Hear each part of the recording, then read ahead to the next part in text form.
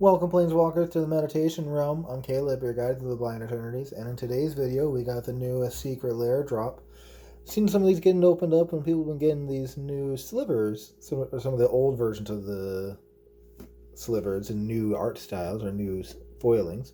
I'm looking to see what we get lucky with and checking out these pretty new cards. So I guess we'll first start off with the Lil Walkers. These secret lairs are nice content. You know, some of them got good reprints. A lot of it's just new art. And, you know, art is subjective, and I think that's what the big selling point is. It'd be nice if there was a lot more value reprints, but I know a lot of these have some good stuff. And the first one here are Lil Walkers.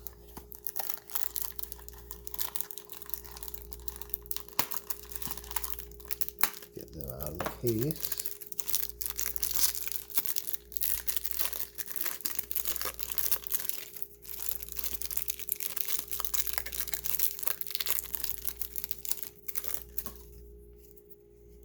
We got Tamio, the Moon Sage. And then we've also got a Johnny, Mentor of Heroes. All of them in this cute little artsy form, the little Planeswalkers. You got Angrath, the Flame Chained. Ashiok, the Dream Render. Looks like a bobblehead. One of those pop heads. And Soren, Grim Nemesis. Fun commander card if you haven't got to play with him. A little expensive. Alright, let's see what the first bonus card is. Our first bonus card is the Brood Sliver. When it deals combat damage to a player, its controller may create a 1/1 colorless sliver creature token. Swarming. Haven't played against a sliver deck in quite a while in Commander. That's not a complaint necessarily, but they are quite a powerful tribe. Snowball so rapidly if you've never had the joy of playing against or with the slivers. Alright, so we got our first one opened up. We're going to get on to our second secret lair. This one is the Neon Dynasty Showcase, the Neon Ink Foil Edition. These ones are supposed to have the special version that I believe the in-store Hedetsugu had.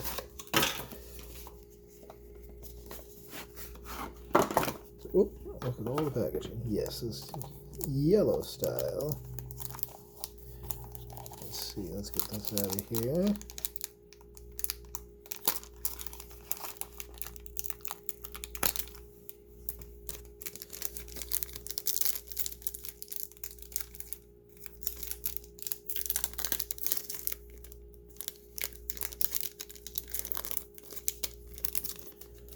Alright, we got ourselves the Ghostly Prison.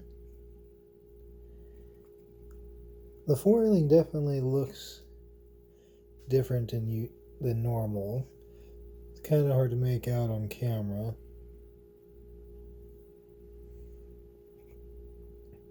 But it's even got a little texture to it in the center. So we got Ghostly Prison for the first one. Freed from the Real for the second one. Boseiju, who shelters all. Another great commander land. I like the art on that guy.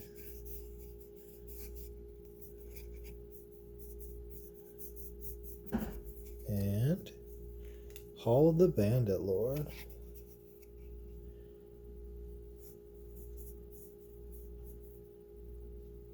Another great commander land. Nice.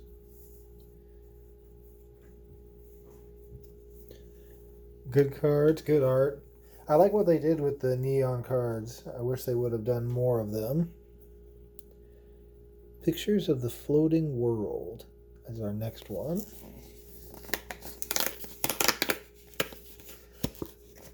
Or if at least had maybe done a more playable rare then other than Hidetsugu. Not that he's a bad rare. He's definitely not a great one. Oh, look at me jumping ahead before I even get to the bonus card from the last one. We got Ward Sliver.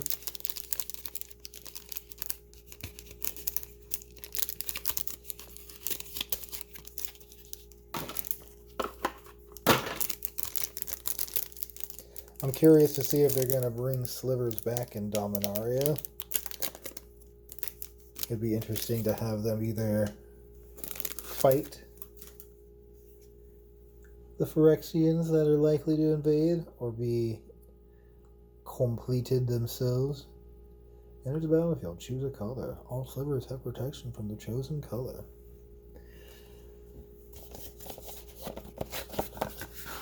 Not a good sliver.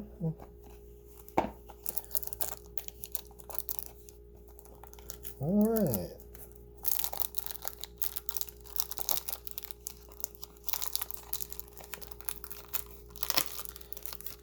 That's right, this is all in the Japanese art.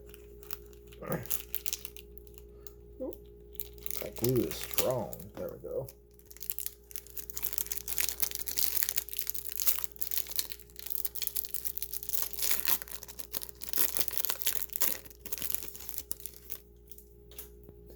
And then we got our set of lands here. These are all the hideaway lands.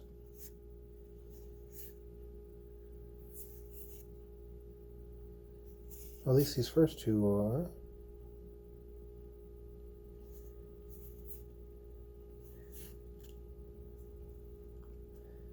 I think, no, actually, yeah, these are all hideaway. Yeah, hideaway 4. And it's Bountiful tapped. It's been a while since I've seen these. God, they look so pretty. I tell you, the Kamigawa set hit on so many notes, especially with the art. Very good stuff. I would be very happy to revisit that again in the next few years before we revisit another plane. But, you know, I know we're stuck, or I shouldn't say stuck, we're, almost did it again, that we're doing quite a bit with Dominaria in this story. And this bonus card, ooh, we have a Rogue's Passage. I forget what they call this style of art frame, but nice. It's a good one. Playable commander card.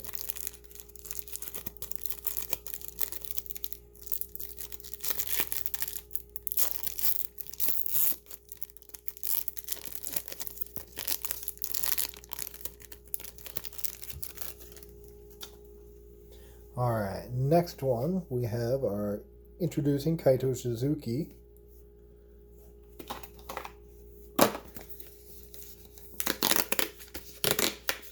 He was a decent planeswalker to play with. I'm kind of hoping we'll get some more powerful versions of him later on. 3-drops are usually good, and he doesn't disappoint. Card advantage and being able to save himself can be really good. Alright. So in the first art, let's get this out of there.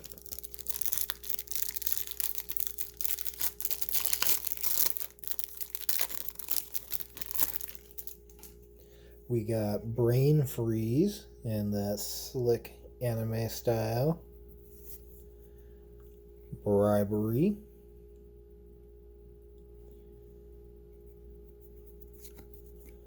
Snap. Him and his little raccoon guy. Unmask. And Shadow of Doubt. Nice. Like the art style on these as well. Kaito's an interesting planeswalker. It'll be interesting to see more cards based around him. And then our bonus card. We have a 2-headed sliver. All sliver creatures have menace. Make them harder to block. feels like there's a little bit of a curling going on there, but that's not uncommon with some of these secret lair cards.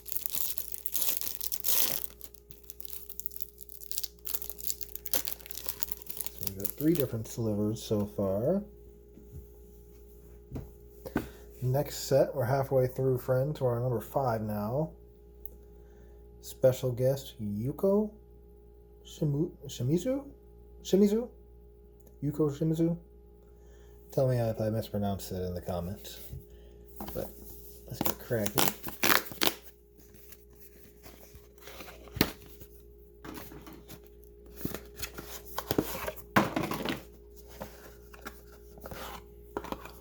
I almost feel like, though, with how many secret lairs come out, it's hard to keep up with secret lairs and standard stuff. Or just, yeah, the normal rotation of what they put out. Well, that one was much easier to come off.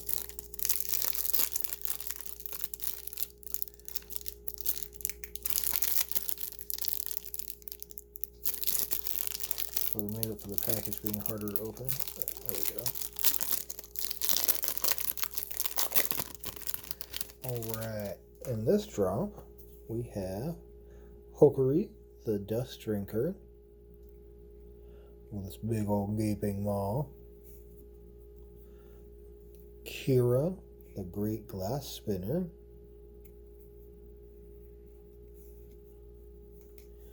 Eidolon of the Great Rebel, the modern and legacy staple. Very strong card.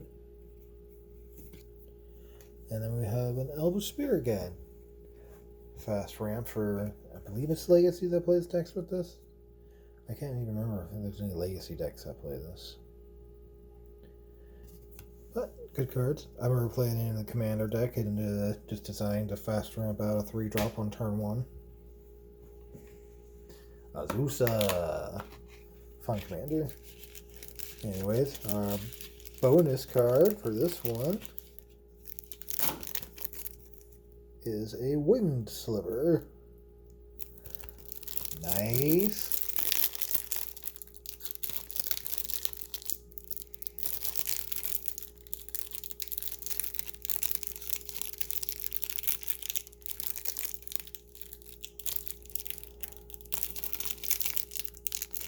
This Winged Sliver has evasion with a superior sealed packaging. There we go.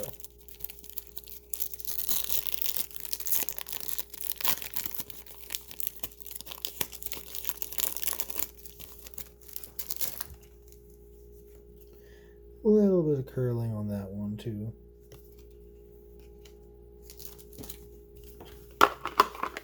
Not the Pringle bad of some other stuff back in the day. Alright, our next cards, we have the Kamigawa manga cards. So these should be even more manga-y than the Kaito Suzuki.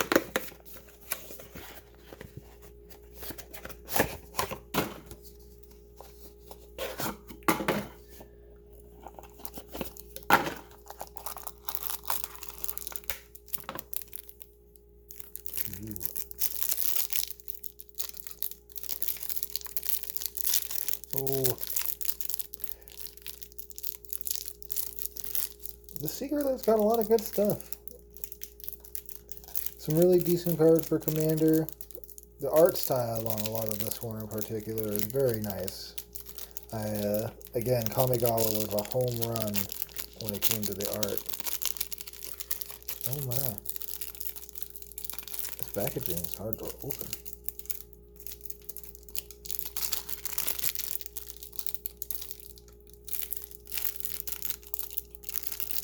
I promise we'll get there, folks.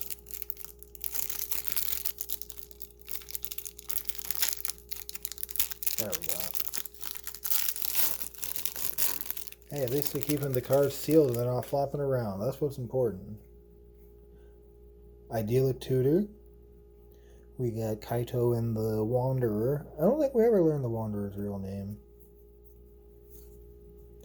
And then Swords to Plowshares. Another great looking art. The Wanderer taking out Jin Kataxis there.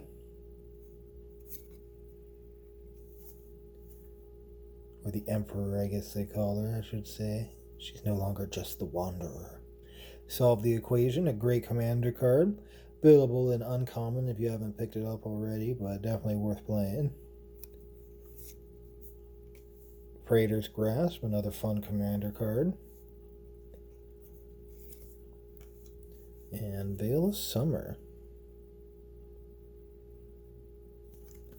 Nice. I got the art on all that.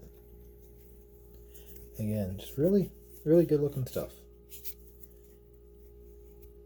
I can see where they mean more manga style. Maybe the Kaito one, I should say, is more anime style. But alright, let's see what our bonus card is for this one. We've got another Ward Sliver. I gotta say, it's like, can we get all different slivers with this one?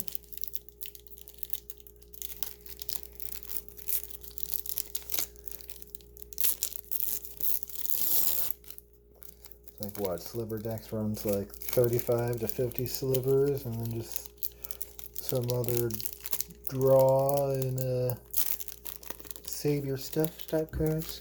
I haven't played against slivers in so long again. Alright, second to last one, we got our Street Fighter. The specialty new versions of cards that, we'll get in the list someday down the line, but who knows how long it'll be for those. They didn't take too long to get the Stranger Things one out. Even the art style on the box is different. Kind of hard to see the popping out there, but there's a little bit of a foiling reflection. Alright.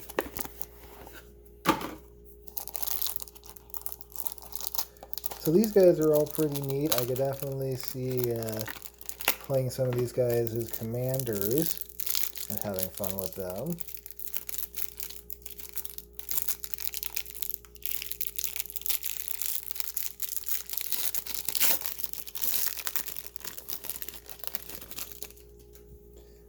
A little bit of curling on all these too.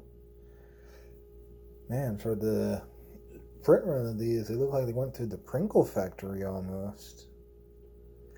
Sometimes these secret lairs, it's you'd think for what you're spending, they'd be a little better quality on the print control and making sure they're not coming out looking like a Pringles chip. But anyways, that's just a personal opinion. Let me think what you like in the what you say in the comments. If you like your cards being like Pringles, or if you like them being in good shape when you're spending $40 on a drop. Just me. Anyways, Ihunda Sumo Champion. Sumo Spirit. As long as it's your turn, each creature assigns combat damage equal to its toughness rather than its power. And 100 Hand Slap. Whenever Ihonda attacks, up to 100 target creatures each get plus X plus O, or plus O plus X until end of turn, where X is the number of cards in your hand. So he's a 0/7, and he basically does the Doran effect, so you just pump your whole team, literally your whole team, because you're not likely going to have more than 100 creatures on board. It's funny that he targets exactly 100 creatures. And then he just gets huge. And wipe him out, because even if you only got 3 or 4 cards in hand, buffing 100 creatures plus 4 on your combat, definitely see that being a strong one in a Dorn style deck. Our next guy we got is Ryu, the World Warrior. He has training. Whenever this creature attacks with another creature with greater power, put a 1/1 counter on this creature. And he does the Hadouken. For 4 and a red, you can untap him and discard a card, and he deals damage equal to his power to any target. If excess damage was dealt to a creature this way, draw a card. It's good, little card advantage in red-white. Granted, a little expensive. Granted, I would say card advantage, card neutrality, because you're discarding and then drawing. But fun card, and then you just get to say Hadouken all the time in your Commander games. Where's the missing an opportunity in that? Alright. Next card, we have Ken, the Burning Brawler. He has Prowess. Whenever he has a non-creature spell, this guy gets +1/+1 until end of turn. And then for either a red or a white, he gains first strike until end of turn. And he does the Shoryuken. Whenever Ken deals combat damage, you may cast a sorcery spell from your hand with mana value less than or equal to that combat damage without paying its mana cost. Nice. So he's only a 3-drop, 4/2, and that allows you to be able to cheat out other spells that are more expensive than him, because you're going to deal at least 4 damage, if not more. He's a fun guy. Especially with that first strike, you could potentially give him first strike and then put out a spell that saves him from getting murdered by somebody that doesn't have first strike. I could see this guy being fun.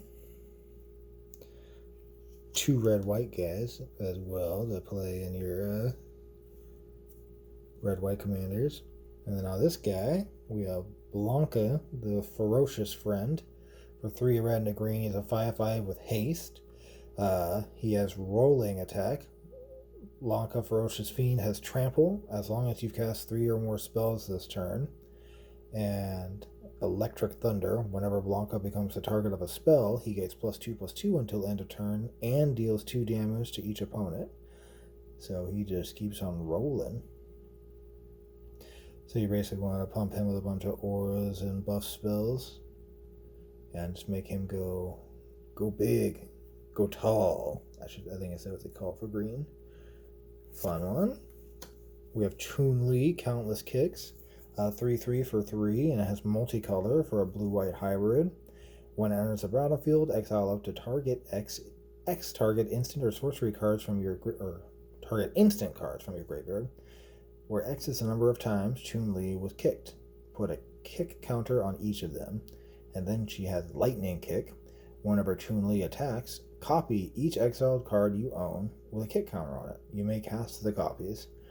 So you fill your graveyard with a bunch of cantrips cards, and then you play her, and then swing, and then cantrip out with 100 kicks. Or lightning kick, I should say. Could be 100 kicks. But nice. She definitely seems like she could be fun as well. We have Dalsum, the Pliable Pacifist. A 1/3 for 4, 2 green and a white. He has Reach and Teleport. Dalsum has Hexproof unless he's attacking. Whenever a creature you control with Reach attacks, untap it, and it can't be blocked by creatures with greater power this combat.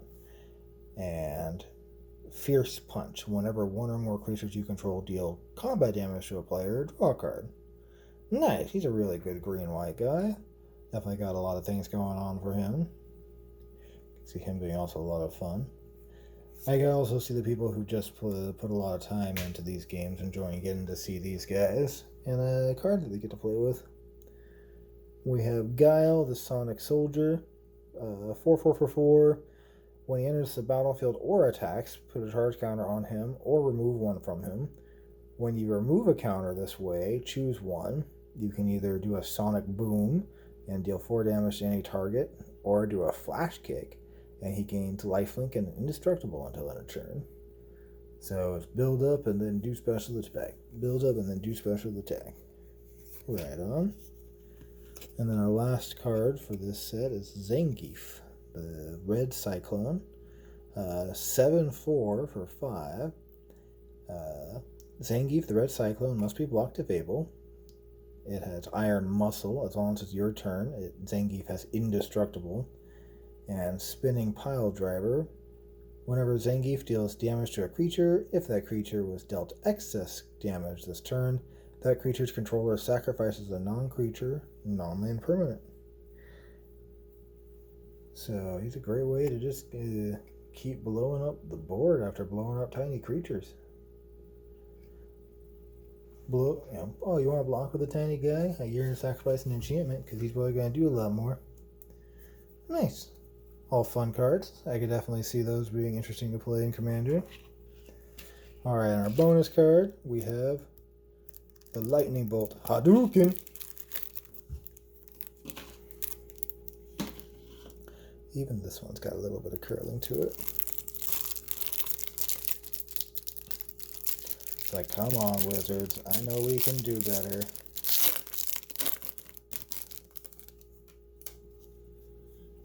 I know some of you are going to want that art, too. The people who like to do their foros. Alright, last secret lair box for this. We have shades not included. Thank you for joining me today. If you enjoyed what you watched, like, share, subscribe. Always glad to have you here. I have a Patreon as well. You can visit that at the MTG Meditation Room.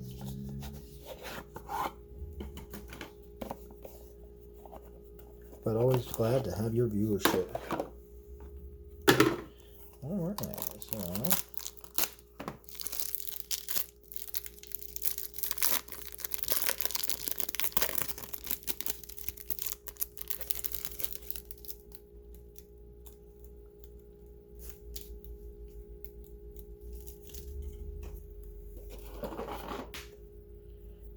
we have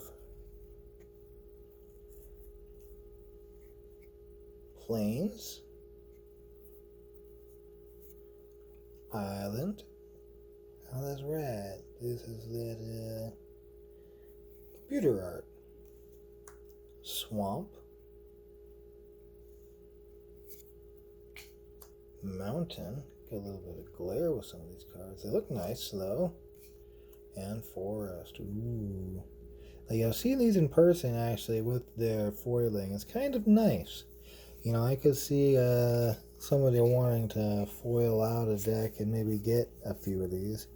The only problem is these decks only give you one of each basic land. Or I shouldn't say decks, these secret lands only give you one of each, so it's so hard to build up for a lot of decks. But man, some pretty stuff. Alright, and then our final bonus card.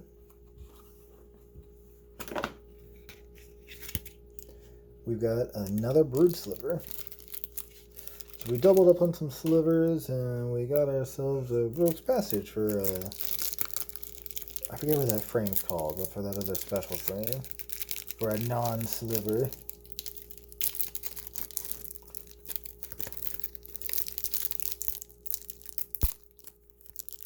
Oh, this sliver's gonna be hard to get out.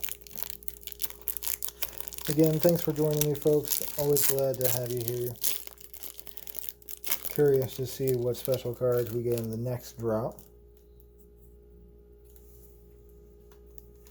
I know what they've shown off so far for the Magic 30 Secret Lair has some interesting stuff, so we didn't check that out yet. I'd say check that out. Please join me next time. I'm Caleb again, your guide to the blind eternities, and I'm always glad to have you here. Thanks for joining me.